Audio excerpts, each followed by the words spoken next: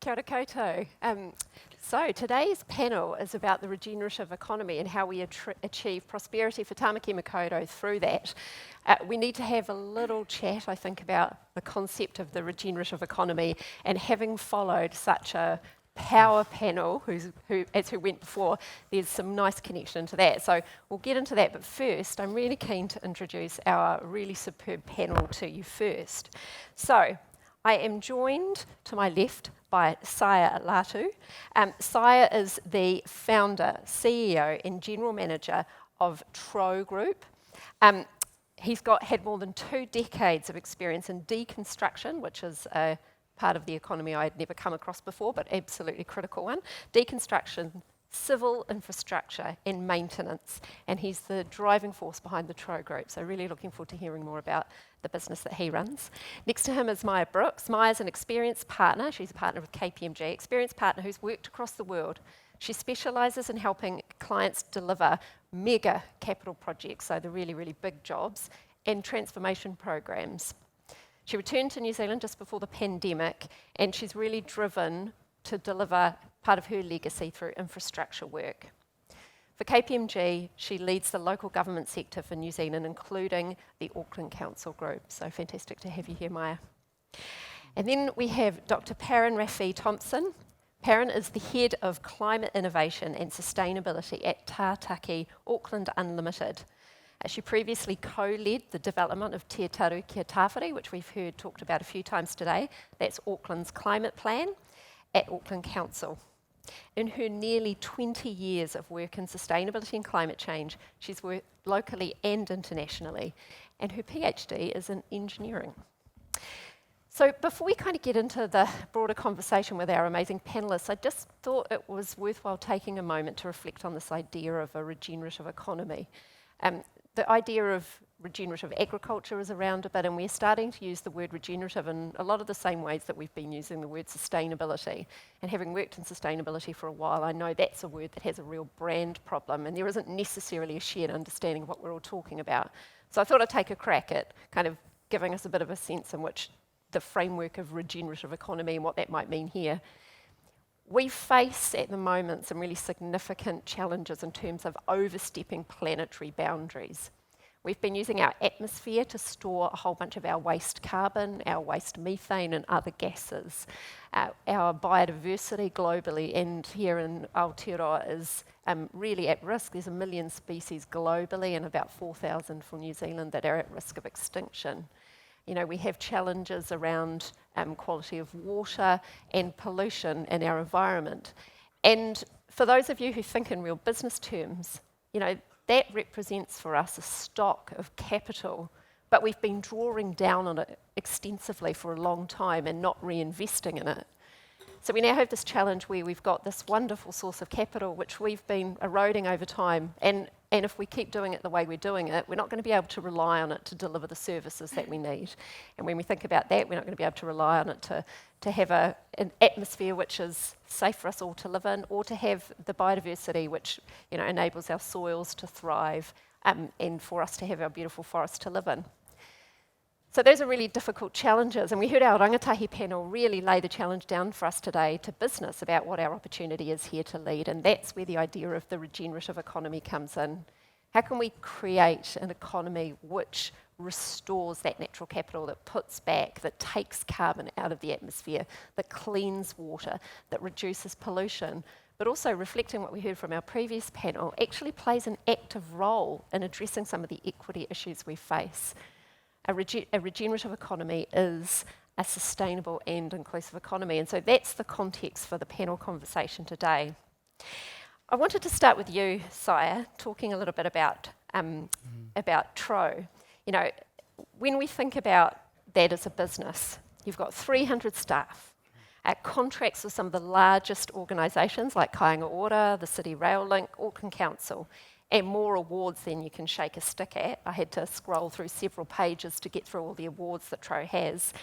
So you're really, as a business, successful in terms that any business person in this room would recognise. But what I think makes your organisation special is that you are regenerative by design.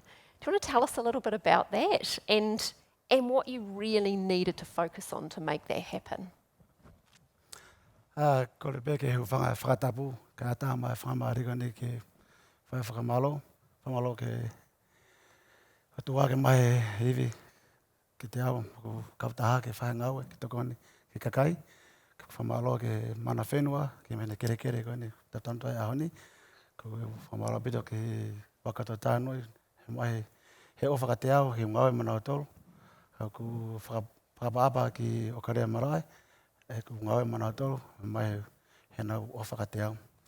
It's been an amazing day to start with. I've been listening to everybody, and wow, it's so great to see awesome speakers here today. To be honest, I've taken a lot from today, and I thought I knew a lot, and wow, today's been mind-blowing, and I would like to actually meet a lot more people today to actually talk more.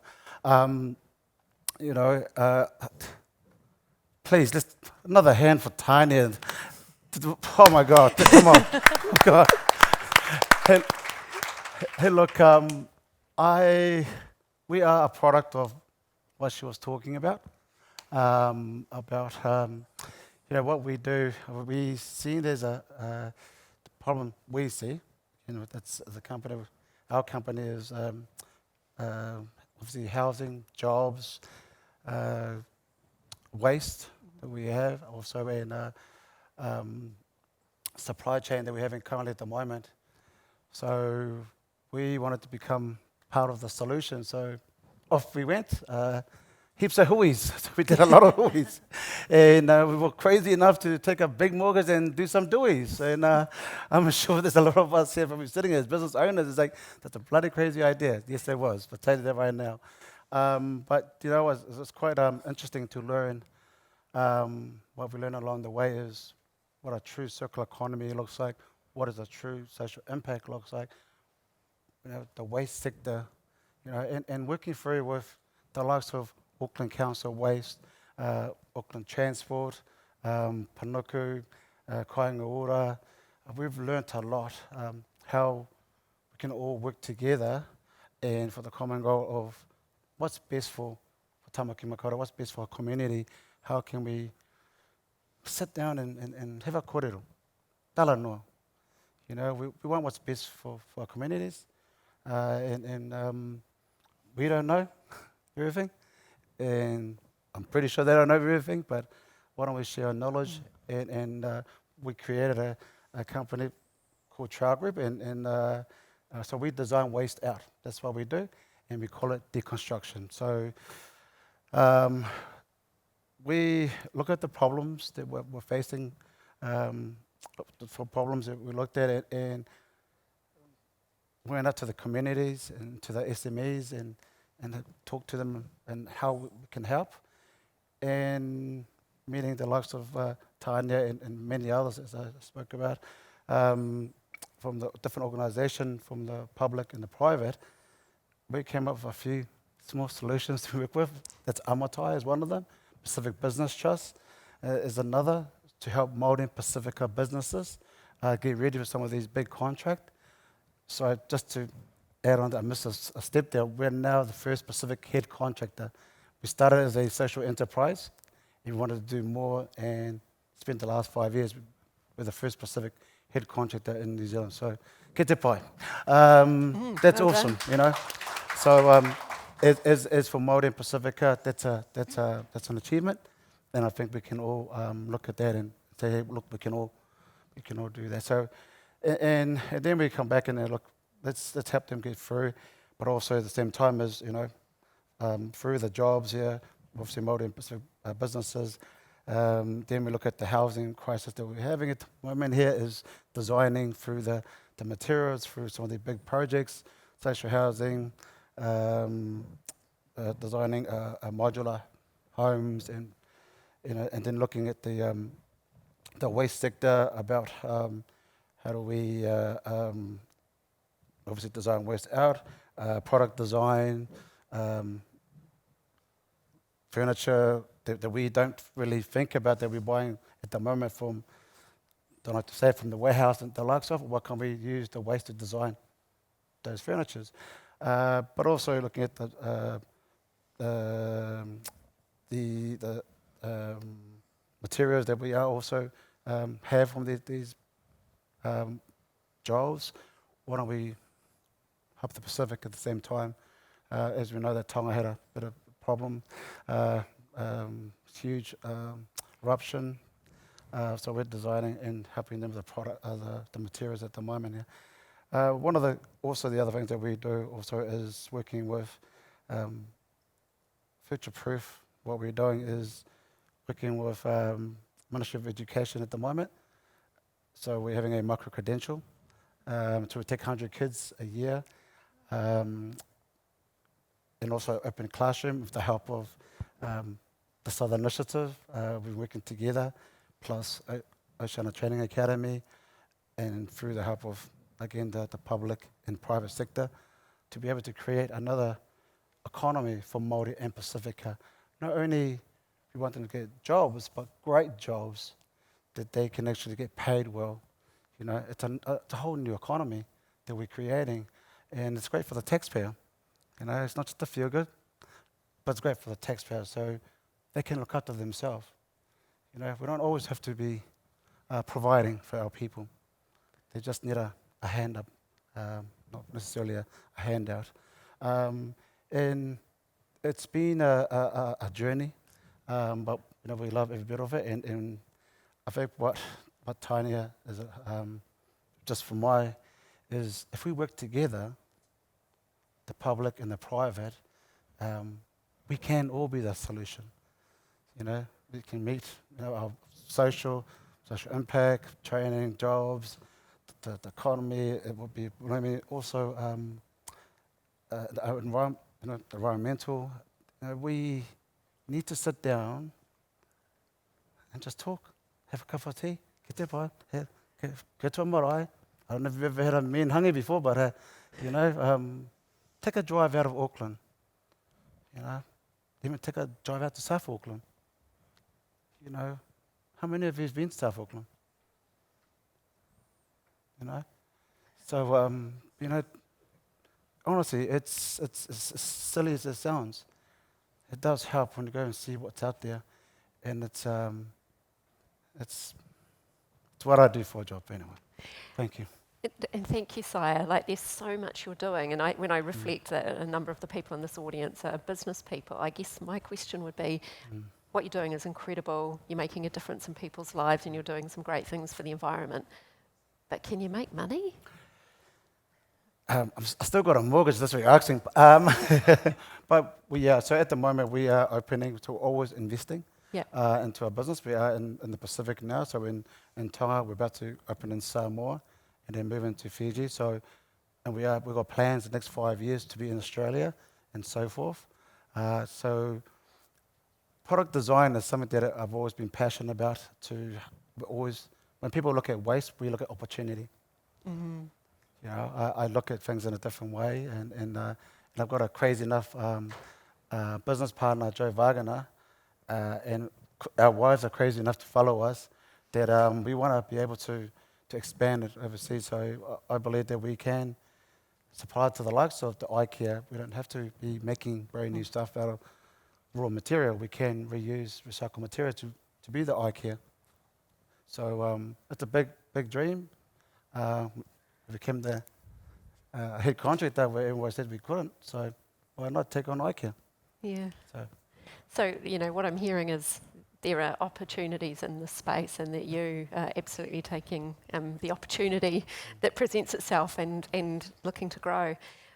Mair, you're the managing partner for government clients, but Auckland Council in particular, the Auckland Council Group, and you've got a really long history of working in infrastructure, which must give you a really great bird's eye view across whole value chains and whole sectors. Where are you seeing regenerative approaches, either in climate, water, biodiversity, or in the social space? Where are they taking hold and creating value? Because I think that's the key piece if we're talking about economy. We need to find where the value turns up. And when you see them, is there any special source that you see over and over again that you'd want to share with this audience? Thanks, Abbie. I think, how'd you follow that? In terms of what we're sort of seeing is the way the supply chains can work together. So when you're doing big capital projects, big spend, there's an opportunity to do different things with it. And for us, it's to think about challenging the mindset, challenging the status quo about what you can do when you invest in that big infrastructure. There's you see the announcements and the big dollars and the big spends, but actually that's a lot of economic power that can be given and shared around, and I think the opportunities. So I see it very much in that supply chain element of going, how do you work that through? So for us, it's seeing the elements around social procurement, different procurement activities, given the opportunity. You see with Amatai, Akina, other areas, you're just seeing the start and the momentum building. And I think in terms of what I'm really, it's been really privileged to see in the last few years is just seeing that shared community and the ambition and the maturity in the supplier base as well. As you're sort of seeing, it's a start to get an opportunity, and then it's how do you develop support as the suppliers grow and adapt, and their maturity comes to head contractors, given the opportunities. And I think that's really what I'm seeing working across a lot of the group. And in terms of the secret sauce, I think it's storytelling. We talked about it today, this morning. It's storytelling. It's people having the confidence to have those opportunities to ask about why not, if not. And for us, we hosted last year, now it feels a long time ago after lockdowns, some social procurement panels in Auckland and Wellington. And we were talking about the same people who are doing great things and inspirational pieces and breaking down barriers and thinking about opportunities and thinking about changing procurement conditions to suit different businesses within procurement guidelines, but still using some creativity and thought and looking at it as a element of weighing up the value and the risk profile. What's the true value that you're generating, and what can you stimulate in the economy, and what's the risk profile by that? And I think, you don't do that for necessarily all projects or all elements, but there are elements that are out there, and I think that's what we've got to be more open and responsive to. That's fantastic. I always get very excited when I hear anyone talk about storytelling. I think one of the things just my observation of us Kiwis is we are very into the things and the stuff. When we think about infrastructure, it's the concrete and the big project, and I think we're not always as poetic as we might be, so we don't always value the storytelling or the relational stuff for the scale of the value it actually creates. So I love hearing you say that it's storytelling, Mair. Parin, you're the head of climate change and sustainability at Tātaki, Auckland Unlimited. You'll have a really unrivaled view of what sorts of solutions are needed to kind of bridge the different parts of a city economy, because it's different when we think about the kind of economy as a whole, but a city economy that need to come together if we're going to make a regenerative economy for Tāmaki Makaurau real. What cross-sectoral solutions or opportunities are you seeing that could accelerate change? Tēnā koutou katoa. Abbie, thank you so much. No irana o ko tipuna, I tipu ake aho ki irana, e noho ana aho ki Tāmaki Makaurau, ko Aotearoa toko kainga. He tangata te ruti aho, e mahiana aho ki Tātaki Auckland Unlimited, ko Parin toko inua. So just on Parin, as you said, I work for Auckland Unlimited. It's a big question. So the way I'm going to answer it is just go back to what we've heard since this morning. We're not doing enough collaboration. And the problem is quite big, and without collaboration, we're not going to do it. And you just talked about regenerative economy as the way we've been, economic model has to shift from this kind of linear model to a regenerative, circular one of that. And without talking to each other, we're not going to be able to do it. I can talk about one of the examples. I've got live example. I've got experience with Te Tariki Atawhiri Auckland Climate Plan as we were developing it. So we engage across sectors, and it's in collaboration, in partnership with Mana Whenua. It was accepted by the elected members. It's been launched, et cetera, et cetera. But one of the things that we did throughout the plan, look at what it takes for Auckland, Tāmaki Makaurau to decarbonize, and also at the same time build resiliency to climate change. And you talked about the different sectors. So at very high level, the areas that Tāmaki Makaurau, which is quite different from rest of New Zealand, we need to focus on is transport, energy, food and built environment. And these areas, we talk to different people, the business leaders across the sectors, and also our own local government and CCOs. You can't think about one without the other one. You can't decarbonize one sector without affecting the other. So it's quite a complex system. Therefore, the regenerative comes into as a kind of whole circle you need to think about. And the other thing came across through our conversations, workshops, was the scale of change we need. We're not collaborating enough to make it happen. And one of the things we learned from overseas, some of the centers overseas, like Climate Kick Europe, Climate Kick Australia, and the advisory panel we've got for Climate Connect Aotearoa as well, is cities have recognized the role they play in tackling climate change. And it's really important that we have that targeted approach to accelerate climate innovation. And one of the initiatives Tātaki Auckland Unlimited is leading to establish a climate innovation hub, which call it Climate Connect Aotearoa, which is quite appropriate because it's, as a big convener across Auckland city region, we can bring people together to have those conversations that we say. And also, it's in terms of Saia's work, it's amazing, right? How do we learn from him? It has to be this knowledge hub that is going to have equitable, it's got to be equitable for everyone. Small businesses, big businesses could tap into this, and we can learn from each other. I think that's the model we want to establish for Auckland. That's so powerful. And I think when I reflect on talk about collaboration, some of my absolutely worst career experiences have been in badly facilitated collaboration. So we talk about collaboration and it's really important, and it's sort of like motherhood and apple pie. It's easy to say, but actually really hard to do in practice. I think we often underinvest in the kind of structural design components of a really good collaboration process, which is why it's so important that there are places which have the skills to do and bring some of that sort of thing, but also really important that we learn from people like Saia who've been doing it on the ground and hopefully haven't learnt as many lessons as I have about how to do it badly. More success than less. So thank you, that's really important that we can't do this piece without collaboration. One of the things I was really struck by as we were preparing for this panel was Saia talked about one of his motivations being love for the city. And again, this is one of those things that we don't tend to talk about very much, at least in the business space, is that, you know, something like love can be a really powerful motivator, and there are a number of others. Some of us do our work for purpose or because we want to make a change for people in our lives, or we're really motivated by something big. But I thought this was a really interesting thing to explore with this panel, you know, how important is this idea of these sort of big ideas or love or purpose, or are there other like capabilities or emotions that we could be pulling on to kind of create this change? And so since it was you who said it, I'm going to start with you. No pressure, thank you. Yeah. I suppose when I sit there, obviously working in the sector and learning off, obviously, from the public and private sector, is one thing that stood out to me when I say I love the city, the people, just everything about the city, but also how do we design the city for the future? And one of the key elements of that is, because of the work that I do, I've taken down so many buildings that's still great to.